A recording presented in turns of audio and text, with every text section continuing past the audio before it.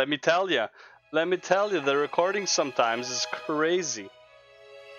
Alright, let me get... There are a few characters in the history of video games to make the impact that Arthas Menethil of the Warcraft universe has made. Though we all know his eventual fate, falling from grace and becoming the Lich King, he began as a young prince with the world in his hands and a heart as pure as the light. And his legacy in Warcraft is just undeniable.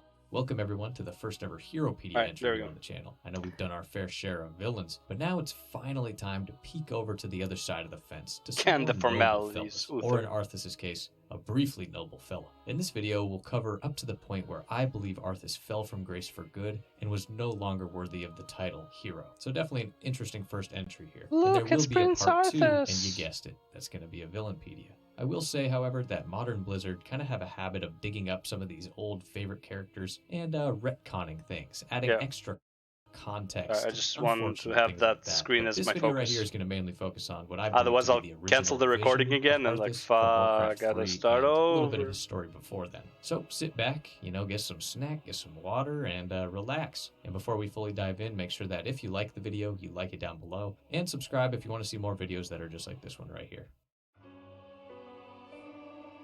With any hero from any medium really, we must look at where they came from and the ideals that were instilled in them at a young age. For Arthas, he was born with a silver spoon in his hand as the crown prince of the kingdom of Lordaeron. His father, Tyrannus Menethil II, and mother Leanne were loved by their subjects and noble friends alike. Arthas was born just a few years before what is known as the First War. This is the conflict that was covered in that poopy Warcraft movie that was still strangely enjoyable. What do you mean, poopy Warcraft movie? The only thing that was bad about that movie is that they chose the wrong fucking scenario. They could have started with Arthas. They could have literally started with Arthas turning into Lich King and to be continued. And if it sucked, that would not be able to be continued. But they could have started at the best fucking story, which would literally be Arthas. The whole campaign of Arthas. Right? Honestly, dude, I know that there's like some guy who made like a comic or whatever, like for an animated series. Man, Blizzard needs to get on that shit. What Blizzard needs to do right now is get people involved in their fucking universe again. And in my opinion, the best way to do it is animations. By far. The movie, in my opinion, I know it tanked, which sucks, but dude, I think the movie was really good. But I think they should have used they should have used a different timeline, man. They should have used the undead. Dude, people would go mad for undead, not for orcs. If they used the Arthas timeline, right? That would be so fucking sick. I would love to see that movie. Anyways. Enjoyable to me. So although he was born into prosperity, I saw that movie like 5 times, I think. It's such a good movie, I think, in my opinion, overall. Situation, he would grow up in a world ravaged by conflict. I want to pause really quick and make an important distinction. Like, I would say the worst part about that movie is I was watching it with my brother and my cousin on 2 different occasions. One time with my brother and then one time with my cousin. And I literally had to spend the whole movie explaining lore about what was going on because it started at such a bad time. There was like, oh man, like, fuck. Distinction with Arthas. He is not Anakin Skywalker from Star Wars, as so many people commonly compare the two. While there are obviously several similarities, the two have very different paths, both as heroes and as villains. Anakin, in many ways, is able to complete the hero's journey, or monomyth coined by Joseph Campbell, where Arthas really is not, at least to this point. Okay, I just had to shoehorn that in there, so let's get back to it. So, as there's cinematic quality of Blizzard. That game was like 2001 or some shit, or 1999. Just look at the cinematic quality. Okay, I just had to shoehorn that in there, so let's get back to it. Holy fuck. And still, the WoW cinematics look like that. What happened, Blizzard? 20 plus years and like your cinematic went down in quality instead of up. As a young prince in a war-torn world, it was imperative that Arthas learn some martial abilities to defend himself and prepare to most likely fight in the future. Just an unfortunate fact of life for the time. After the events that saw the city of Stormwind down south get wrecked by orcs, The heir to the crown of Stormwind, Varian Wrynn, would arrive in Lordaeron as a sort of refugee to escape the violence and assure a future for that kingdom. He happened to be just like 5 or so years older than Prince Arthas, so the two grew close and eventually became best of friends. Bro, why was this not mentioned, man? Didn't know they were best friends. They trained together with their master, Myrddin Bronzebeard, but Arthas usually got... Wait, isn't this the guy he meets in, what's it called? Isn't it the guy he almost kills with Frostmourne? his ass kicked by Varian in training. But over time, I mean, he was Arthas like 5 years into older. A surprisingly formidable swordsman, definitely helped by being so much younger than his sparring partner and totally trying to constantly prove himself. There are some tidbits of lore to suggest that Arthas was kind of an emotional kid, perhaps quick to grow frustrated in training and the like. This even being the reason for his training in the light with Uther. You know, being sort of a reactionary thing to his hot temper. But I take all of that with a grain of salt personally.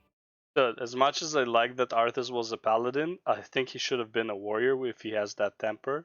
Like, rage is like the warrior's like fuel, right? So as one way or another, Uther the Lightbringer would step in as a key mentor for Arthas. This is the man who would kickstart his induction into the Silver Hand at just the tender age of 19 and start him on the path to become a great 19, paladin. Bro. The induction ceremony is worth noting because of just all the important lore characters. At 19, he should already be married for like 3 years and have a kid or two. In attendance.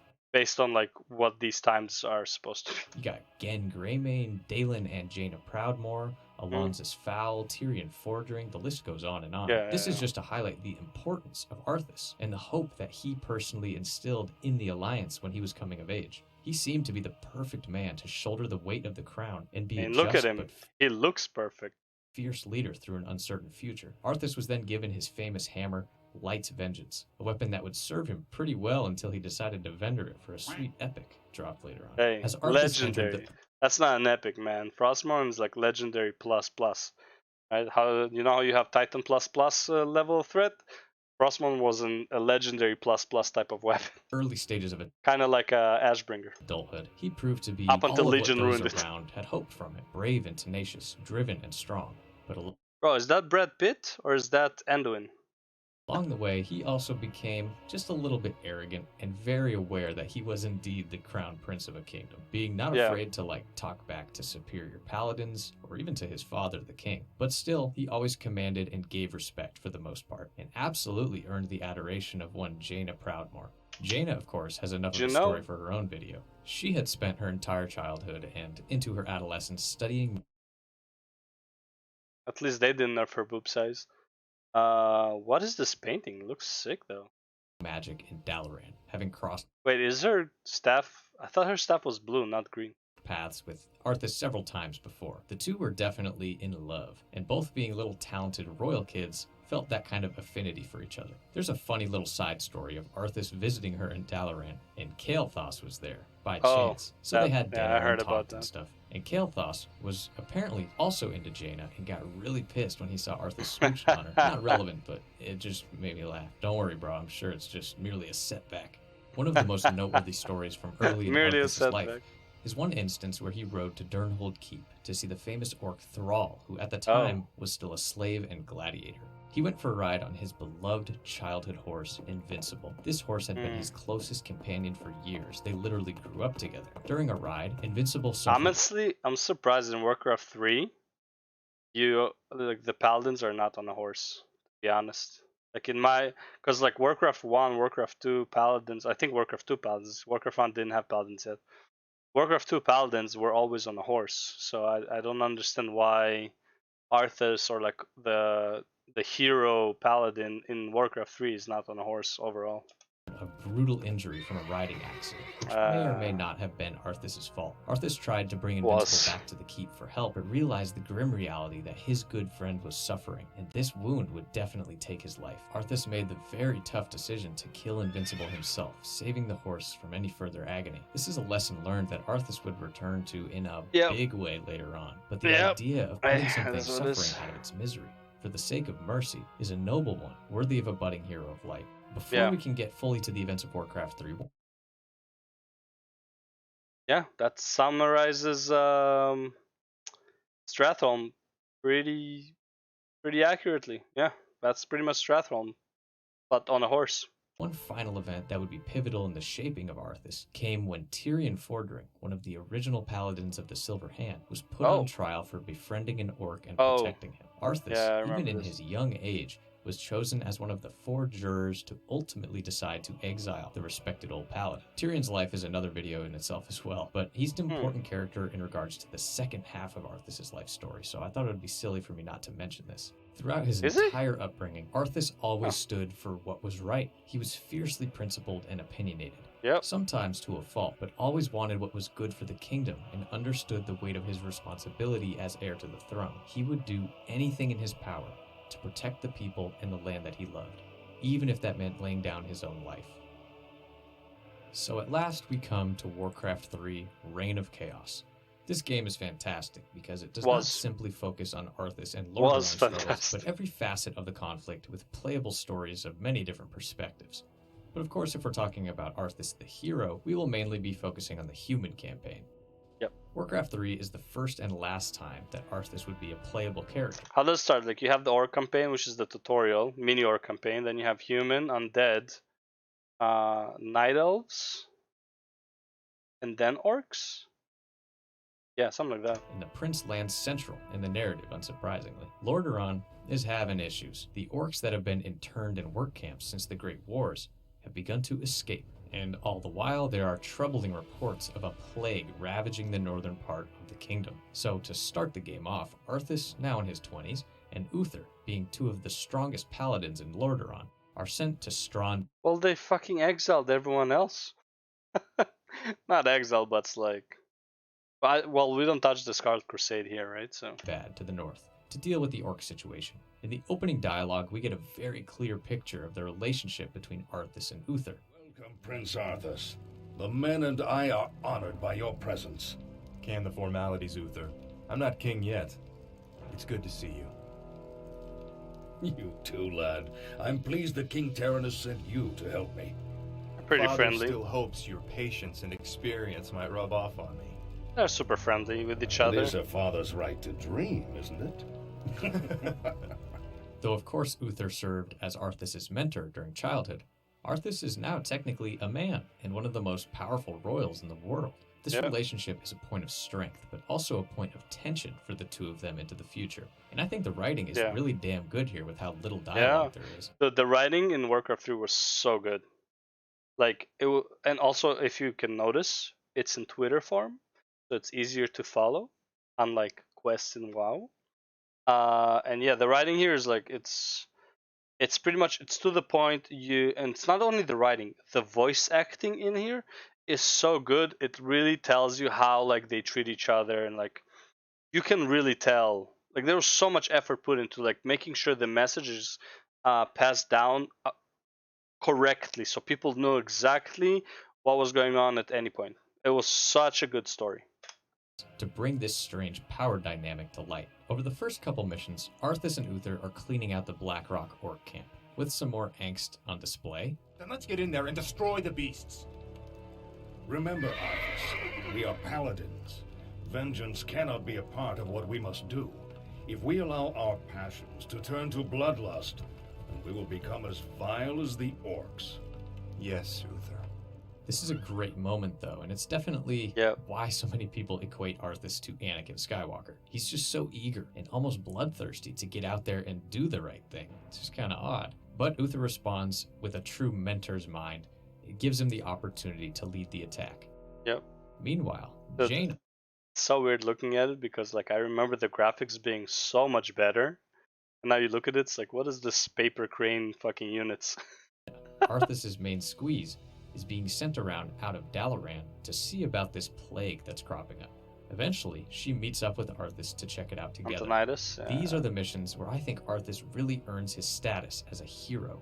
There are various side quests to rescue children, save villagers. Which was really cool for a Warcraft 3, like for a strategy game. On the quest, you're gonna, like during the missions, you have like side quests. I think that was pretty cool, and I think they used that also in StarCraft 2, mini bonus objectives and stuff like that. From bandits, things of that. That's a really cool These, of course, are addition. For certain rewards for us to use, but it also builds up Prince Arthas as a practical superhero in Lordaeron. Blonde hair flowing, big hammer going. And it's clear that any peasant blonde hair flowing, big hammer going. come across is in awe at the bravery and chivalry of the prince. After fighting through villagers that had been turned into undead thralls as a result of the plague, together a horrified Arthas and Jaina discover a grim sight. A diseased silo of grains that looks to have already been boxed and packaged to other surrounding villages. If this grain can spread the plague, there's no telling how many villages might be affected. Shortly after, Arthas comes face to face with Kel'Thuzad for the first time. I'm sorry I can't stay in. This is Western Plaguelands, I believe, right? No, wait. Yeah, it's Western Plaguelands, yeah. Chad, but duty calls. That creature looks like it was sewn together from different corpses. Let's study it after we kill it, okay? This is the necromancer old stinky fella who seems to be behind both the plague itself and the diseased grains. Now to this point, the hero's tale seems like a slam dunk. I mean, you got big blonde dude who's royalty and blessed by the light, purging the more heroic they are, the harder they fall into villainy. Disease and necromancy from his kingdom that he's going to inherit. If only things stayed that simple, eh? After chasing Kel'Thuzad down into the town of Anderhall, more bad news. The town has already been infected by this plague and destroyed. But Kel'Thuzad tips off Arthas to the real man behind the plague, or so he says. The Dreadlord, Mal'Ganis. He commands the scourge that will cleanse this land and establish a paradise of eternal darkness. And what exactly is this scourge meant to cleanse? While the living, of Why, course. The living, of course. Good, I can't remember. I can't believe I remember that. Already in motion. Seek him out at Stratholme if you need further proof. But it seems as though the diseased grain has already been distributed to multiple villages within the kingdom. This is just not good at all, and you can really sense Arthas' growing frustration. His strength in battle and the command over his men is not enough. He is always one step behind the issue. What did those crates contain? Just a grain shipment from Anderhall. There's no need to worry, Mel. Anderhall. Anderhall. That the mini village full of undead between, like in the East Plaguelands, between the church and the entrance to Eastern Plaguelands? That Anderhall? Lord, it's already been distributed amongst the villagers. Oh no. The plague was never meant to simply kill my people. It was meant to turn them into the undead. Defend yourself! I think a huge turning point for Arthas is seeing how ravenous the hordes of undead were when defending Hearthglen. Uther, of course, was able to Uther come wasn't in and here. save the day, but the two paladins can't be everywhere at once. I did the best I could, Uther. If I'd had a legion of knights riding at my back, I would have... Now is not the time to be choking on pride. I mean, from here, we see the frustration in the prince boil over into rage toward Mal'Ganis and desperation to really end this threat here and now. Then we should strike Well, at yeah, the leader. bro, like, he sees his people turn into a dead in front of him and attack the people who weren't turned or weren't turned yet. Like, bro, like, and like he was right there as well. Like he see it happen. He was right there, and like he saw fucking Kel'Thuzad. He knows exactly what's going on, and he's helpless to stop it. Bro, of course it's fucking frustrating, man. Then Uther comes with his fucking knight, saves the day, bro, and then says like, "What the fuck is this?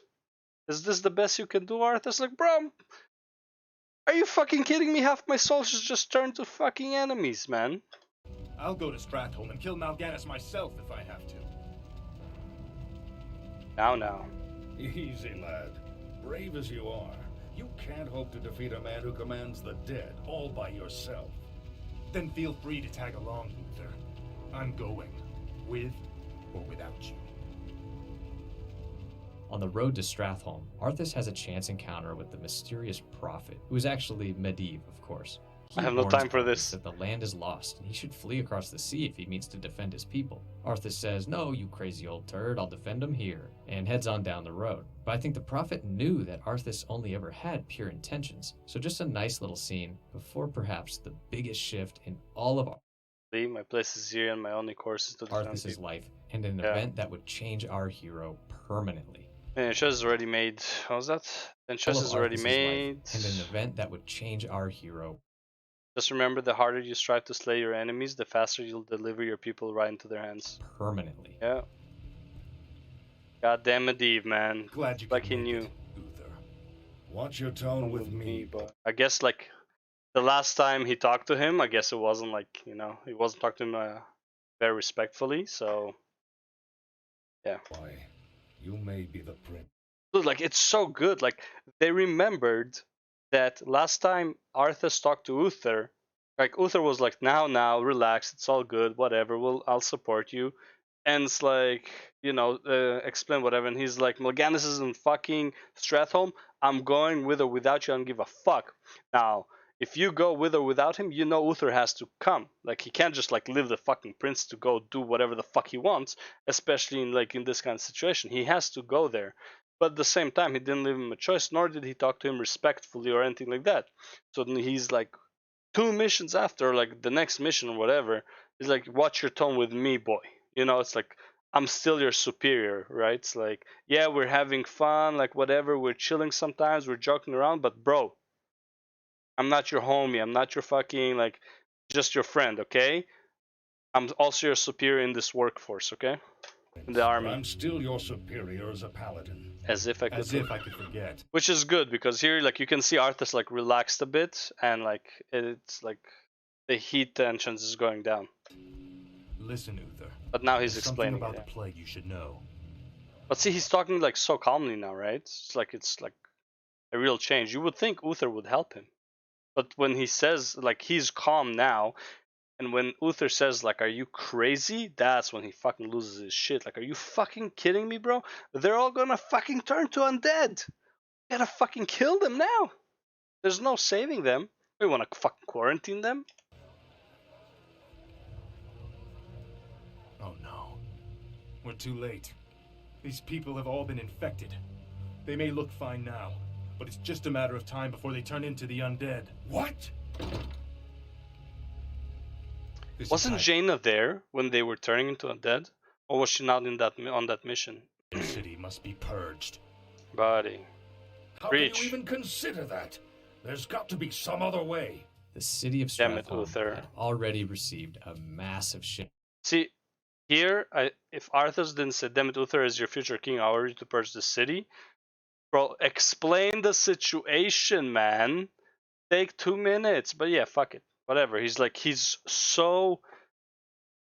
I gotta do it now. There's no fucking time, we gotta do it. Shipment of Kel'Thuzad's diseased grain. Arthas just saw what occurred in Hearthglen and refused to allow these citizens to be added to the Scourge ranks. His too solution fucking... is rather unpaladin-y to cull the entire city of plagued... Actually, it's very paladin-y. You think about what paladins ever stand for?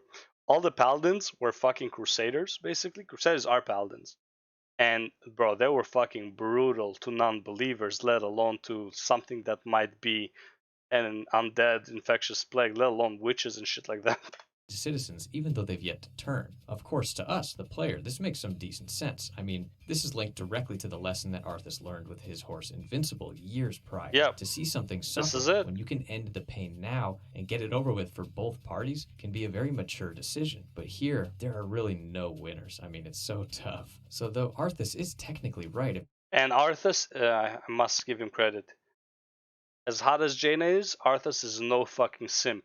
Beauty before hose. If he wants to maximize saving as many of his people as possible. Uther is a man of light and wisdom and principle, and he refuses to help in such a barbaric solution, as effective as it may be in limiting the amount of scourge. And I really think Arthas, in his youth and arrogance and ignorance too, I think, just makes it sound really bad. I mean, if he had just phrased it a bit better and explained the situation and how he saw them turn in Hearthglen, and just not bully Uther so hard about it, maybe he would have understood. Just pretty bad management there, buddy. But I do think that this is probably the most morally gray moment in like all of Warcraft. Nothing, and I mean nothing, could fully prepare Arthas or anyone really for this, but he definitely did what he felt was the right and heroic thing to do, difficult as it may be. This is really what... Bro, I don't think this is morally gray.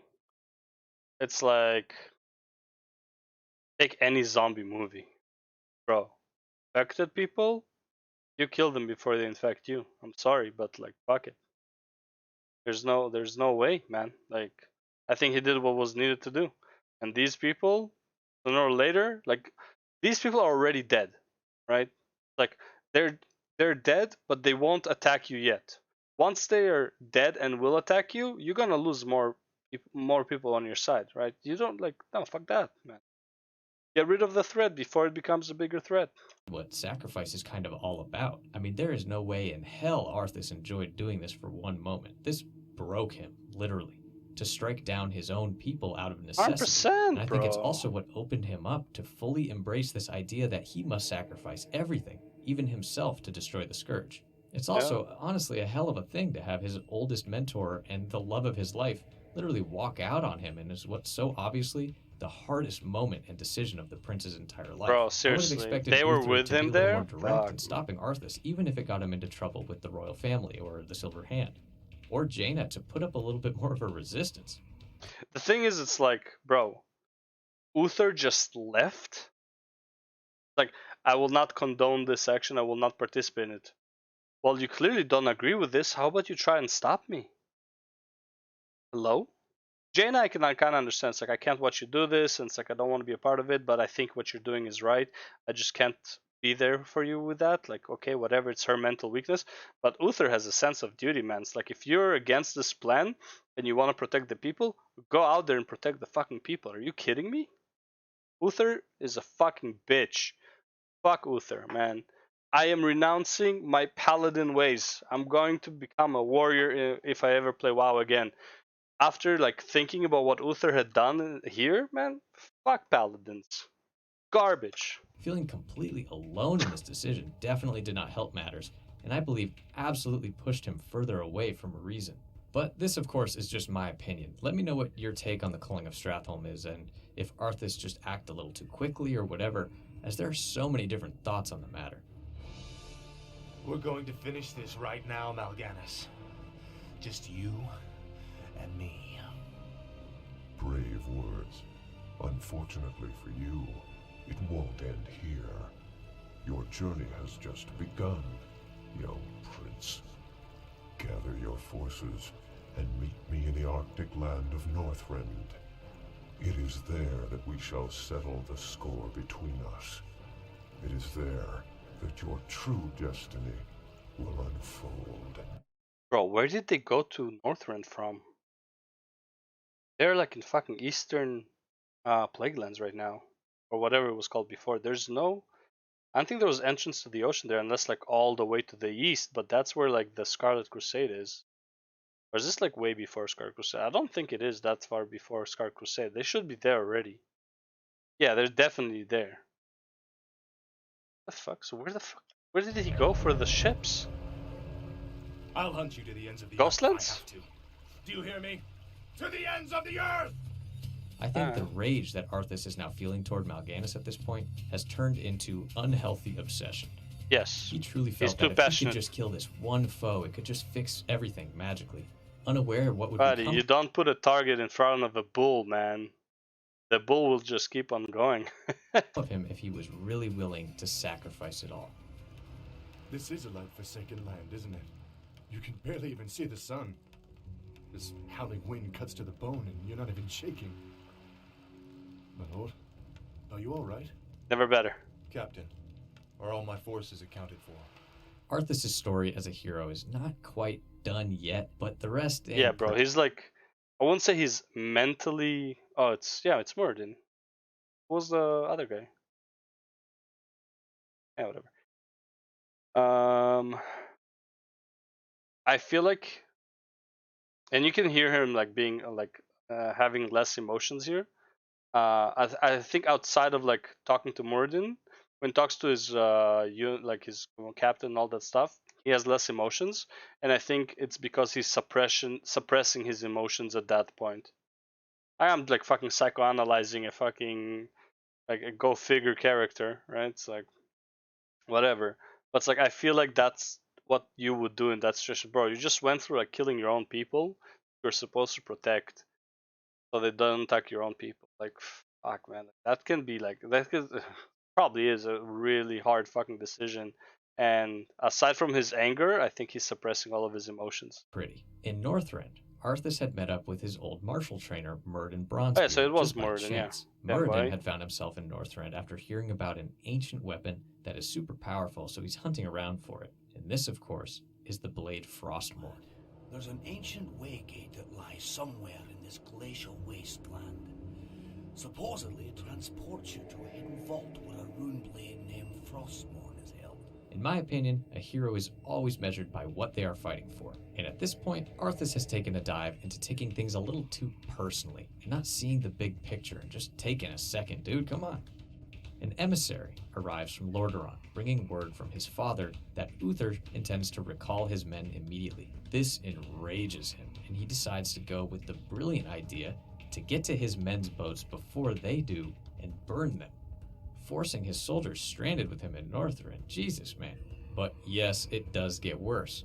Because his men were fleeing to the ships, during the mission, Arthas recruits native trolls to help him kill the undead and destroy the vessels. When Arthas finally is confronted by his own men, he frames the trolls for burning the ships and orders them killed. He is no longer doing difficult things because he deems them necessary. I mean, that's a pretty straight up evil, manipulative act. Damn beasts! Kill them all! Shortly after, when surrounded by Scourge and Mal'Ganis. That mission, man, that's when you're like, man, this is fucked up. That's like the mission where you're like, oh man, this is fucked up. It's not even Stratholme that you're like, oh, this is fucked up. Stratholme's like kind of makes sense. That mission is where it's like, man, this is kind of fucked up. Boy, trapped and freezing at the roof of the world, with only death to sing the tale of your doom. Arthas deems the only option left is to find and claim the power of this Frostmourne blade for himself. Muradin at this point is not liking what he's seeing from the prince, but he does help Arthas track down Frostmourne. Once they find it, they are actually confronted by a spectral guardian, warning the prince of the dangers of Frostmourne. I personally don't really understand or know much about this guardian, so if you do, let me know down below. But Arthas doesn't ask any questions and slays this guardian all the same. And now even Muradin, who was so interested in the sword to begin with, realizes that, like, this is a terrible idea. The blade is so obviously cursed, but Arthas, of course, says something. It has a skull on it, so... any curse to save my homeland. Yep. Leave it be, Arthas. Forget this business and lead your men home. Damn the men! Nothing shall prevent me from having my revenge, old friend. Not even you. So, he finally takes up the blade, and with it becomes insanely strong. It becomes immortal. Mal'Ganis. I heed only the voice of Frostmourne now. You hear the voice of the Dark Lord. He whispers to you through the blade you wield. What does he say, young human? What does the Dark Lord of the Dead tell you now? He tells me that the time for my vengeance has come. What? What? He can't possibly do it. It is finished. No, it's not. Apparently, Dreadlords do not die. He's able to confront Mal'Ganis and strike him down. His tale of vengeance seemingly complete, but after doing so, such a good wandered story. Northrend for some time, the whispers from this cursed blade driving him fully to insanity. Out there in the ice and snow, Arthas was lost, the last shreds of himself being taken over by the will of the sword. And although he has not yet turned into the Lich King, his story as a hero ends right here. Oh yeah. And then the murder of his father. Tragic. I mean, it's the definition of the road to hell is paved with good intentions. The rest of this story. I mean, yeah, actually, that's dude. That's such a good statement. The road to hell is paved with good intentions. Yeah, he only had good intentions. He wanted to save his fucking kingdom, man. Did whatever was necessary, and this is what he got for it, man. Falls into villainy and mass destruction. Well, he got like 5 years. Technically, story-wise, I think it was like 5 years or 10 years that he was like in that icicle before we kill him, until he finally thinks that he's free, and then piece of shit fucking Uther for the second time betrays him. Man, fuck being a paladin. I can't. After Uther, man, I can't be a paladin anymore. This fucking piece of shit, Uther. But I just think it's really important to remember The real person villain who eventually is became Uther. the Lich King, a young and realistically flawed prince who desired truly what was best for his kingdom and his subjects. His arrogance and his youth, and a little bit of a quick temper, definitely led him astray, but it's also what allowed him to make such an impact on the world in a positive way before he decided to destroy it. Arthas' legacy as a hero is one of potential that would end up being corrupted and turned against the kingdom that he so loved. But in that brief time where he walked the northern lands of the Eastern Kingdom with his famous hammer and his noble knights, there would be few citizens of Lordaeron that did not feel hope. And then... Ariel, that's and gonna after do that, it for this. they just curse his... and first ever Heropedia entry, and sort of a part 1 of the Arthas story. So look out for a longer part 2 when we finally look at the entry of the Lich King. Thank you all so much for watching and supporting here on the channel. It feels so great to read all of your comments, recommendations, and feedback. true. So thanks Jaina again, and Uther everyone, were and until hypocrites next at time. Stratholme. They refused to help Arthas, but also refused to do anything else, dumping the problem and choice on Arthas. Bro, big fucking true, man.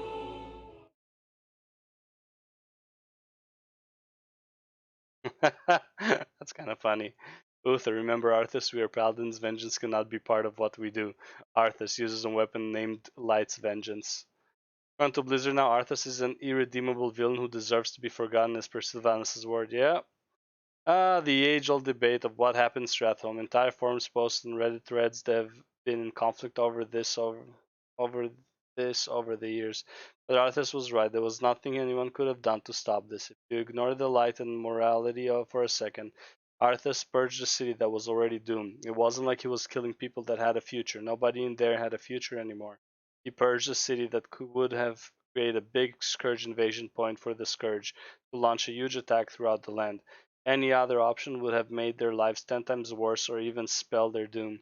And I do agree that Uther and Jaina acted like children here. His mentor and love interest did nothing. They chose to leave and take no action, with or against Arthas, and he was left alone with this only choice. No alternative options, no time to think, nothing. Yes, morally, it's still in a gray area. No, look, morally, you can say that it's like morally, it's black, right? It's like it's not gray because he's killing people who haven't died yet. Okay, but I think it's a necessary evil. Moral gray area, but morality did not save Lordaeron that day. The light didn't save the kingdom that day. It was a hothead of a prince and his troops that saved the land that day, and them sacrificing their humanity for the better of many. Maybe looking at it from the perspective they had at the time, not knowing how powerful the Scourge is and what they are capable of doing, what he did was barbaric and unthinkable. But looking at it back with what the Scourge did, the man should be hailed a hero for what he did. Up to this point, not talking about what he did afterwards. Yeah, the only fucked up thing Arthas did was when he burned the ships and killed the mercenaries. In my opinion, since the Northern was already like taken by the Scourge anyways, if he went back from Northrend to the kingdom and like actually like report what was going on and Muradin would be a witness to it, bro, I think it would be a totally different story. Obviously it wouldn't be World of Warcraft, but yeah, man. And yeah, Arthas did nothing wrong, man. And I will stand by it, and I don't think I'll ever play my paladin ever again. I'm just kidding, but yeah, fuck Uther, what a piece of shit. Twice did he fuck up. One in Stratholme and one in Shadowlands, and literally dumped Arthas into the maw. Arthas, who finally thought his nightmare was over. No, here's an infinite nightmare. You're gonna turn to a fucking poop to fuel some sword. Anyways, that's it for the vid. Thanks for watching.